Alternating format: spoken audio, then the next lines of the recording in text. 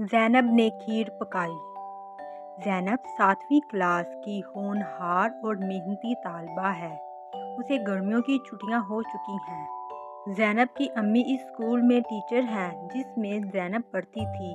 वो ज़ैनब की स्कूल की कारकर्दगी से बहुत खुश थी क्योंकि ज़ैनब एक ज़हीन तालिब इल्म और अपने स्कूल की टॉपर है। ज़ैनब ने पहले ही मंसूबा बना रखा था कि वो गर्मियों की छुट्टियों में अपनी अम्मी से मीठा बनाना सीखेगी। एक रोज़ उसने अपनी अम्मी से कहा, मुझे खीर बनाना सीखनी है। अम्मी ने कहा, बेटा ये एक मुश्किल डिश है, इसकी तरकीब में भी हर चीज़ को एक तरतीब से डालना पड़ता है। ज़ैनब ने कहा कि अम्मी मैं इसकी तरकीब को साथ साथ नोट कर लूँगी, आप मुझे प्लीज़ सिखा दें। ज़ैनब बार बार असरार कर रही थी, अम्मी आप मुझे खीर सिखा दें, मैं आपकी तरकीब के मुताबिक अच्छे से खीर तैयार करूँगी। ज़ैनब की अम्मी ने कहा, बेटा ठीक है, मैं आपको इसके मुतल्लिक़ तमाम बातें बताऊँगी और चीज़ों की तरकीब को कितनी मिक़दार में डालना है सब बताऊँगी। इससे ज़ैनब खुश हो जाती है।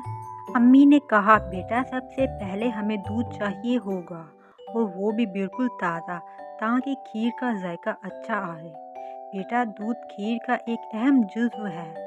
ज़ैनब ने अम्मी के साथ मिलकर दूध को पतीले में डाला और दूध उबलने के लिए चूल्हे पर रख दिया। इसके बाद अम्मी ने कहा कि बेटा हम दूध को तब तक पकाएंगे जब तक इसका रंग थोड़ा बदल ना जाए। थोड़ी देर बाद अम्मी ने दूध में चावल डाले और इसके मुतल्लिक़ भी ज़ैनब को बताया कि जब ये पक जाएं बेटा तब हम चीनी डालेंगे।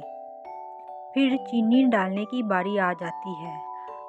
बेटा खीर पकाते दौरान मुसलसल चम्मच हिलाते हैं ताकि खीर नीचे ना लग जाए। आखिर में अम्मी खीर को एक बर्तन में निकाल कर बादाम और किशमिश से सजा देती हैं। अम्मी कहती हैं, बेटा देखो कितना अच्छा रंग आया है। ज़ैनब खुश होती है और तमाम बातों को नोट कर लेती है। अब अम्मी कहती हैं, जाओ बेटा उसे फ्रिज में रख आओ, कुछ देर तक ये फ्रिज में रहे और ठंडी हो जाए, इससे इसका जायका और बेहतर हो जाएगा। रात के खाने में अम्मी ने अब्बू को बताया कि आज हमारी बेटी ने खीर बनाई है। अब्बू खुश होकर कहते हैं, अरे वाह क्या बात है, हमारी बेटी ने इतनी मुश्किल डिश को बनाया है। और सब मिलकर खाते हैं। खीर सबको पसंद आती है। अब्बू ज़ैनब को प्यार करते हैं और अपनी बेटी को इनाम देते हैं।